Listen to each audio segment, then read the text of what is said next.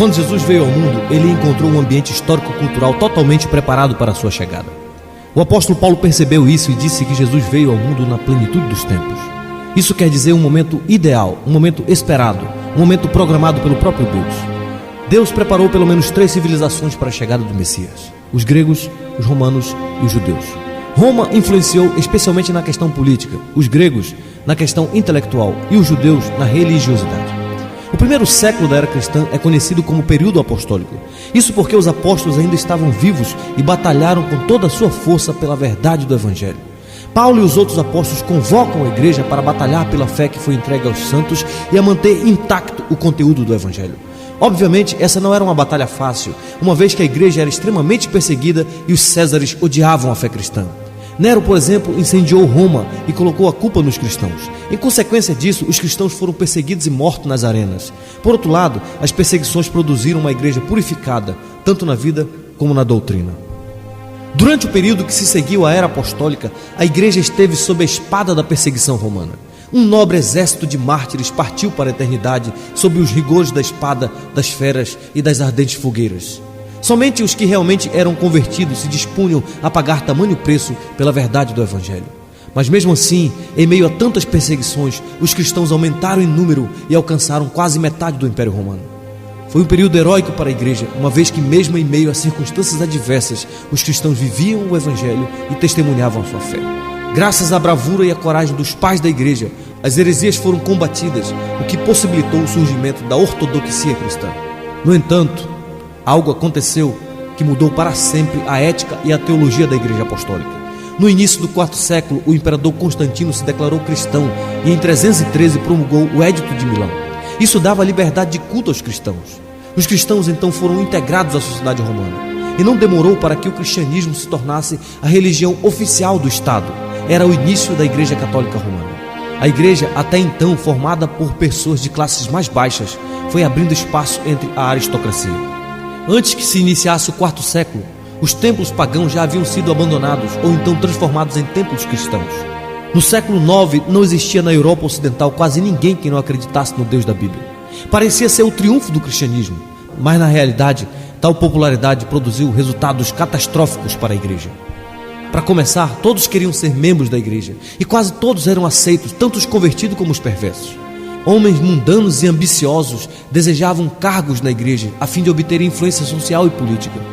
Por volta do final da Idade Média, o cristianismo estava completamente fora dos padrões que os apóstolos deixaram. Mesmo dentro do clero, a condição moral era uma realidade alarmante. Embriaguez e adultério eram os menores vícios de uma liderança que havia apodrecido quase por completo. Mesmo os que se separaram do mundo em busca de uma espiritualidade sadia foram contaminados. A Trindade Santíssima não era mais o único objeto de culto. Maria e outros santos passaram a ocupar lugar de adoração no culto de Deus. As peregrinações a lugares sagrados conferiam graça aos fiéis. A missa tomou o lugar da ceia do Senhor. O cristianismo, assim como o paganismo, era simplesmente uma religião do medo e do pânico. Neste período de total abuso papal e de corrupção geral da igreja, Deus começou a levantar alguns movimentos de reforma. Homens como os valdenses no final do século XII, homens como John Wycliffe, que traduziu o Novo Testamento para o inglês, homens como John Hus, que proclamou a necessidade da libertação da autoridade dos abusos do Papa, homens como Jerônimo Savonarola na Itália. Esses homens começaram a gritar contra os abusos da igreja e a clamar em defesa da verdade apostólica. Mas o mundo não estava preparado para recebê-los, de modo que foram reprimidos com sangrentas perseguições. Nesse período também acontecia no mundo o despertar da Europa para o interesse pela literatura, pelas artes e pela ciência. Era a chegada do Renascimento. Na Alemanha, na Inglaterra e na França, o Renascimento possuía um sentimento religioso. E isso despertou um novo interesse pelas escrituras sagradas. Isso levou o povo a investigar os verdadeiros fundamentos da fé cristã, independentemente dos dogmas de Roma. Antes de se inventar a imprensa, os livros eram copiados à mão. Mas a imprensa possibilitou o uso comum das escrituras e incentivou a tradução e a circulação da Bíblia em todos os idiomas da Europa. A chama da reforma começou a arder primeiramente na Alemanha, sob a direção do monge Martinho Lutero, que era professor da Universidade de Wittenberg. Lutero visitou a cidade de Roma e ficou escandalizado com o declínio moral dos líderes religiosos. Lutero passou por crises espirituais profundas. Ele temia que o Deus justo não o aceitasse. Por isso, ele se desdobrava em penitências religiosas para conseguir méritos diante de Deus. Como resultado do estudo sério da Bíblia, descobriu e entendeu a poderosa doutrina da justificação pela fé. Isso foi revolucionário para ele. Ele encontrou paz e descanso para sua alma na cruz de nosso Senhor Jesus Cristo e começou a pregar a sua descoberta na cidade de Wittenberg. O Papa Leão X, querendo arrecadar fundos para terminar as obras do Templo de São Pedro em Roma, permitiu que João Tetzel percorresse a Alemanha vendendo indulgência que garantia o perdão dos pecados. Lutero ficou extremamente indignado com tal pregação e começou a denunciar como falso o ensinamento de Tetzel. Na manhã do dia 31 de outubro de 1517, Lutero afixou as suas 95 teses na porta da Catedral de Wittenberg e com tal atitude estava deflagrado o grito da Reforma. Seus ensinos foram condenados e no mês de junho de 1520, Lutero foi excomungado pelo Papa Leão X. No dia 17 de abril de 1521, Lutero compareceu à Dieta de Worms. Ali Lutero reafirmou a sua fé no Evangelho Apostólico. E quando foi obrigado a renunciar a seus ensinamentos, Lutero respondeu: é impossível retratar-me, a não ser que me provem que estou laborando em erro, pelo testemunho das Escrituras ou pela razão evidente. Não posso confiar nas decisões dos concílios e dos papas, pois é evidente que eles não somente têm errado, mas se têm contradito uns aos outros. Minha consciência está alicerçada na palavra de Deus e não é seguro nem honesto agir contra a consciência de alguém. Assim, que Deus me ajude. Lutero traduziu o Novo Testamento para a língua alemã e faleceu em 18 de fevereiro de 1546, aos 63 anos de idade. Mas antes de falecer, ele tinha mudado a história. A segunda expressão histórica do protestantismo ficou conhecida como movimento reformado. Esse movimento surgiu especialmente na Suíça. Seus primeiros líderes foram Ulrico Zwingli e João Calvino. No ano de 1522, Zwingli rompeu definitivamente com Roma e tornou-se afamado pregador do verdadeiro evangelho. Zwingli questionou os rituais e as práticas católicas, tais como o jejum da quaresma e o celibato clerical. Casou-se publicamente e em 1525 as missas foram abolidas em Zurique e passou-se a celebrar a ceia do Senhor, mas Zwingli morreu prematuramente. Mas apesar da morte precoce de Zwingli, o movimento reformado continuou sua marcha com o jovem João Calvino. Calvino era francês e converteu-se provavelmente em 1533 e já em 1536 publicou a sua obra mais importante, Instituição da Religião Cristã, ou As Institutas de Calvino. De caminho para Estrasburgo, Calvino teve que fazer um longo desvio passando por Genebra, na Suíça.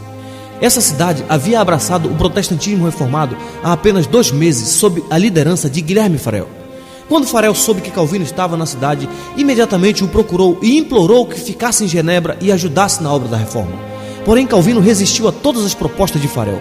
Quase em desespero, Farel lhe disse: eu declaro em nome de Deus que se você não nos auxiliar nessa obra do Senhor, o Senhor irá puni-lo por seguir o seu interesse em vez de seguir esse chamado.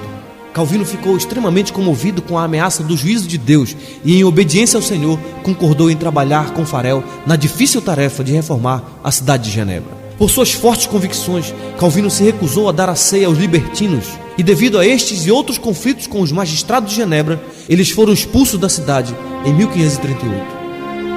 A cidade de Genebra entrou em colapso e os magistrados entenderam que precisavam do jovem reformador. Por isso insistiram para que Calvino retornasse à cidade.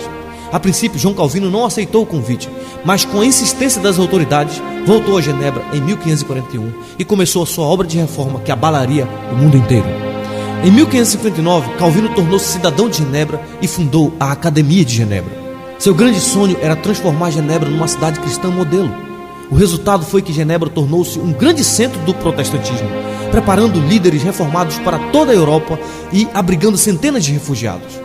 Calvino entendia que o evangelho não é uma doutrina de língua, mas de vida. Por isso, o calvinismo veio a ser o mais completo sistema teológico protestante, tendo por princípio básico a soberania de Deus e suas implicações em todas as áreas da vida humana. Nas palavras de John Knox, Calvino fez de Genebra a mais perfeita escola de Cristo na terra desde os apóstolos. Calvino morreu em 27 de maio de 1564, mas antes de morrer, mudou a história da Europa e de todo o mundo ocidental. Nesse período, a reforma ainda não havia chegado na Inglaterra, e quem deu o passo decisivo foi o rei Henrique VIII. Henrique VIII era casado com a princesa espanhola Catarina de Aragão. Catarina não conseguiu dar-lhe um filho varão, e isso começou a preocupar os estadistas ingleses. Henrique pediu ao Papa Clemente VII que anulasse o seu casamento para que pudesse casar-se com Ana Bolena, mas por razões políticas o Papa negou.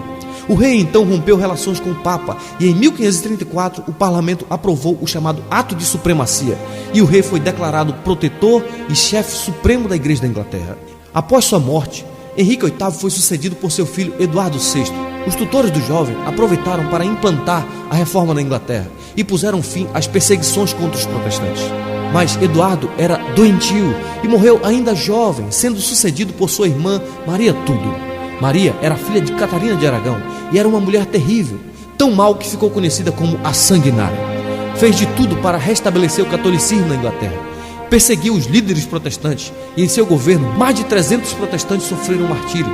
Os reformados foram expulsos da Inglaterra e muitos se refugiaram em Genebra, Estrasburgo e outras cidades protestantes onde tiveram um contato mais sólido com a teologia calvinista. Na providência de Deus, a Sanguinária morreu e logo subiu ao trono sua irmã Elizabeth I, filha de Ana Bolena. Foi nessa época que a Inglaterra tornou-se definitivamente protestante.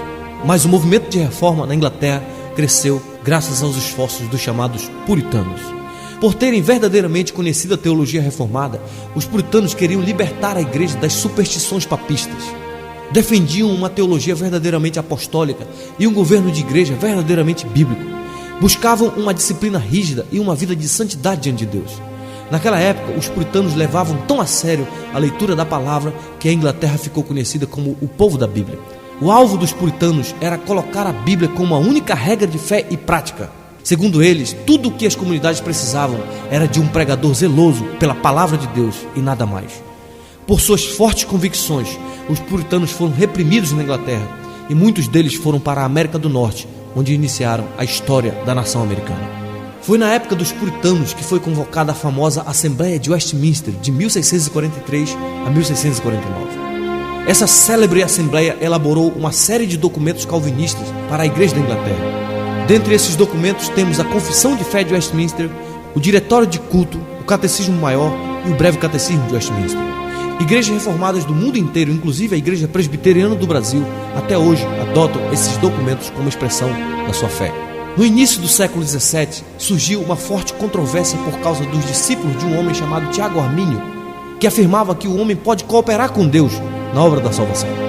Para resolver essa controvérsia, convocou-se então o Sínodo de Dort na Holanda, que rejeitou as ideias de Armínio e afirmou os chamados 5 pontos do calvinismo, que são eles: total depravação, incondicional eleição, limitada expiação, graça irresistível e perseverança dos santos.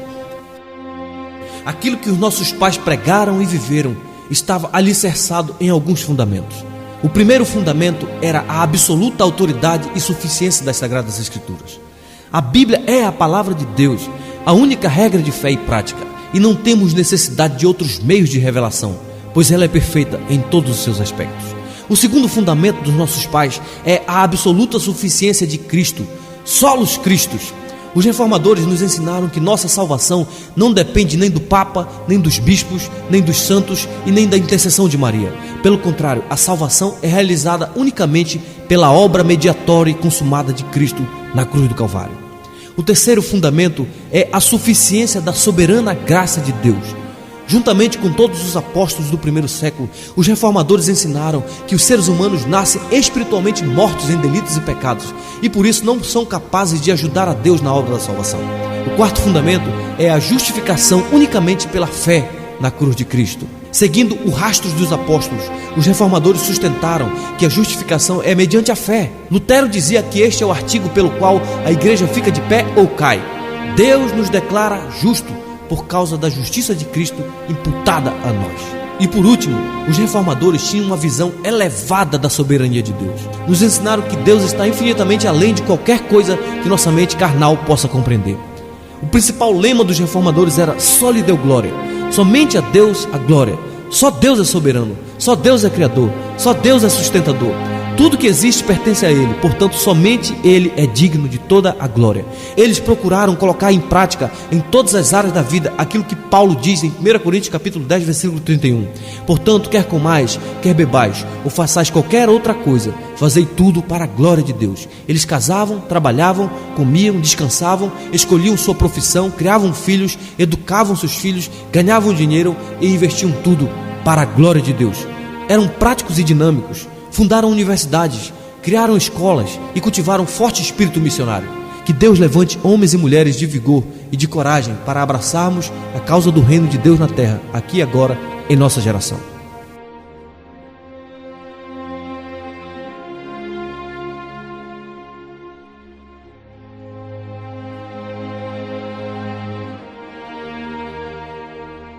Querido, espero que você tenha gostado desse vídeo que a gente postou aqui com muito carinho para você. Agora eu peço que você curta aqui o nosso canal, se inscreva e compartilhe com seus amigos, grupo de igreja, para que todos nós possamos ser edificados. E nos segue aqui no Instagram do Acrópole de Cristo e não deixe de ativar o sininho porque tem muita coisa vindo aí pela frente, tá bom? Deus abençoe.